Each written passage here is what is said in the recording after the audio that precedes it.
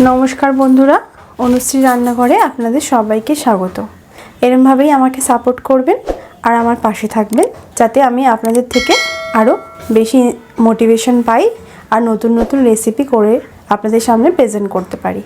चलुन शुरू करी आमार आजकेर रेसिपि। एर आगे आमी आपनादेर संगे शेयर करेछिलाम बाटार गार्लिक फुलकपिर रेसिपि। अनेक बंधुराई आमार এই রেসিপিটিকে পছন্দ করেছেন, ভালো লেগেছে। তাই আমি আজ নিয়ে এসেছি বাটার গার্লিক আলু ফুলকপি। একটা স্ন্যাক্সের আইটেম, খুব ঝটজলদি রান্না হয়ে যায়, খুব সুন্দর একটা রেসিপি আর খুব কম সময়ে রেসিপিটি খুব সুন্দরভাবে তৈরি করা যায়। তো চলুন প্রথম থেকে শেষ অবধি স্কিপ না করে পুরো ভিডিওটা দেখে নিই।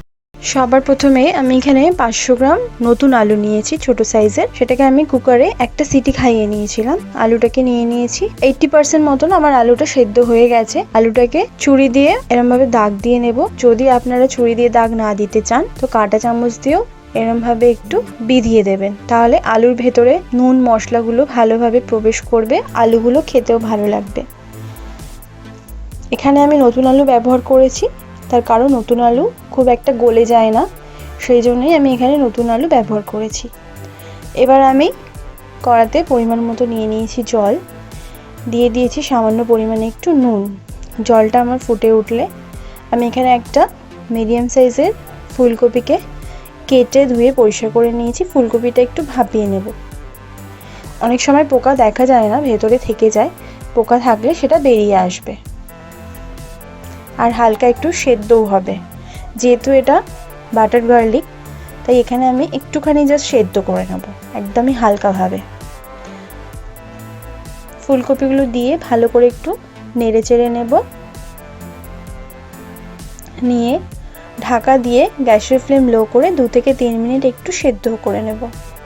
ফিরে এলাম 3 মিনিট পর, ঢাকাটা সরিয়ে নিচ্ছি। ফুলকপিগুলো ভাপানো হয়ে গেছে, হালকা একদম একটুখানি সেদ্ধও আমি করে নিয়েছি। এবার জলটা ঝরিয়ে নেব। এবার গ্যাসটা অন করে আমি কড়া বসিয়ে নিয়েছি। দিয়ে দেবো এখানে 50 গ্রাম পরিমাণে বাটার। যেহেতু রান্নাটা বাটারেই হবে তাই এখানে বাটারটা একটু বেশি প্রয়োজন। বাটারটা ভালোভাবে মেল্ট হয়ে গেলে, বাটারটা এখানে ভালোভাবে মেল্ট করে নিয়েছি। এরপর আমি এখানে দিয়ে দেব 20 কোয়া রসুন। আমি এখানে ছোট্ট ছোট্ট চপিং করে কেটে নিয়েছি। রসুন কুচিগুলো এখানে দিয়ে দিলাম। রসুন কুচিগুলো দিয়ে গ্যাসের ফ্লেমটা লোতে রেখে 2 মিনিট মতন একটু ভেজে নেব, যাতে রসুনের কাঁচা গন্ধটা কেটে যায়। একটু লালচে করে আমি রসুনগুলো ভেজে নেব, তাহলে দেখতেও ভালো লাগবে, খেতেও ভালো লাগবে। এরপর আমি ভাপিয়ে নেওয়া ফুলকপিগুলো এখানে অ্যাড করে দিলাম। ফুলকপিগুলো দিয়ে মিনিট 5 ধরে আমি ভালো করে ভেজে নেব। লো ফ্লেমে, গ্যাসের ফ্লেমটা লো করে আমি ভেজে নেব। ফুলকপি একটু ভালোভাবে না ভাজলে ফুলকপি টেস্ট লাগে না, তাই এখানে একটু সময় ধরে আমি ভেজে নিচ্ছি।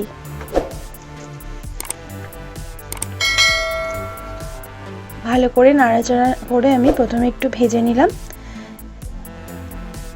এরপর ঢাকা দিয়ে আমি 1 মিনিট এখানে গ্যাসের ফ্লেম লো করে রেখে দেব। এতে করে ফুলকপিগুলো একটু নরম হয়ে যাবে। ফিরে এলাম 1 মিনিট পর, ঢাকাটা সরিয়ে নিচ্ছি আর একটু ভালো করে নেড়ে চেড়ে নেব। ফুলকপিগুলো দেখতেই পাচ্ছেন ভালোভাবে ভাজা হয়ে গেছে, কালারটাও একটু চেঞ্জ হয়ে গেছে ফুলকপিটার।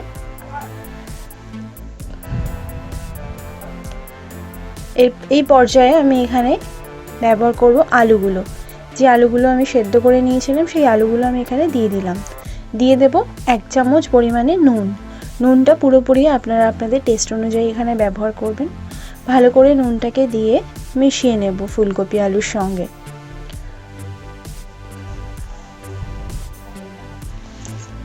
ভালো করে নেড়ে চেড়ে নুনটাকে মিশিয়ে নিলাম। এরপর আমি এখানে দেব 1.5 চামচ পরিমাণে চিলি ফ্লেক্স। যদি আপনারা এখানে চিলি ফ্লেক্স ব্যবহার না করতে চান তো আপনারা এখানে কাঁচা লঙ্কা কুচিও ব্যবহার করতে পারেন। আমার মনে হয় চিলি ফ্লেক্সটা দিলেই টেস্টটা ভালো আসবে। এরপর আমি এখানে দেব 1 চামচ গোলমরিচ গুঁড়ো। গোলমরিচ গুঁড়ো আর চিলি ফ্লেক্সটা দিয়ে ভালো করে গ্যাসের ফ্লেমটা লোতে রেখেই নেড়ে চেড়ে মিশিয়ে নেব। এখানে গ্যাসের ফ্লেম একদম হাই করা যাবে না, যেহেতু রান্নাটায় বেশি জল একদমই ব্যবহার হবে না, সেই জন্য গ্যাসের ফ্লেম লোতে রেখেই পুরো রান্নাটা করতে হবে, তাহলে ভালোভাবে সেদ্ধও হয়ে যাবে, খেতেও ভালো লাগবে।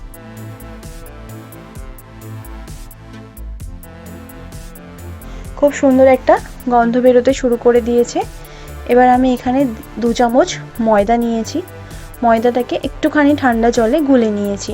এবার এক হাত দিয়ে ময়দাটাকে দেব আর এক হাত দিয়ে কন্টিনিউ নাড়তে থাকবো। যেহেতু ময়দা তাড়াতাড়ি জমাট বেঁধে যায়, তাই একবারে পুরোটা দিয়ে নাড়া যাবে না, একটু একটু করে দিতে হবে আর একটু একটু করে নাড়তে হবে।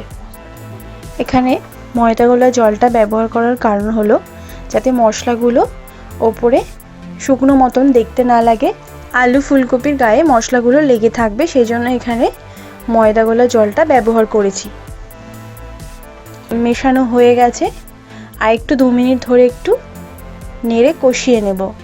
এরপর আমি এখানে অ্যাড করছি 50 গ্রাম কুচনো ধনেপাতা। ধনেপাতা আমি খুব ছোট ছোট করেই কেটে নিয়েছি। ধনেপাতা যদি এখানে আপনারা না ব্যবহার করতে চান তাহলে পার্সলে পাতাও ব্যবহার করতে পারেন। আমার কাছে পার্সলে পাতা অ্যাভেলেবেল ছিল না, তাই আমি ঘরে থাকা ধনেপাতা দিয়েই রেসিপিটা করেছি। এবার ভালো করে ধনেপাতাটাকে মিশিয়ে নেব। অলমোস্ট তৈরি হয়েই গেছে আমার বাটার গার্লিক আলু ফুলকপি রেসিপি। খুব সুন্দর একটা টেস্টফুল স্ন্যাক্স রেসিপি। এরপর 2 মিনিট স্ট্যান্ডিং টাইমে রেখে আমি গরম গরম সার্ভ করে নেব। অবশ্যই আপনারা বাড়িতেই রেসিপিটি ট্রাই করবেন। ভালো লাগলে কমেন্ট করে জানাতে ভুলবেন না, লাইক শেয়ার করতে ভুলবেন না। ভালো থাকবেন, সুস্থ থাকবেন। খুব শিগগিরই ফিরে আসবো নতুন কোনো রেসিপি নিয়ে।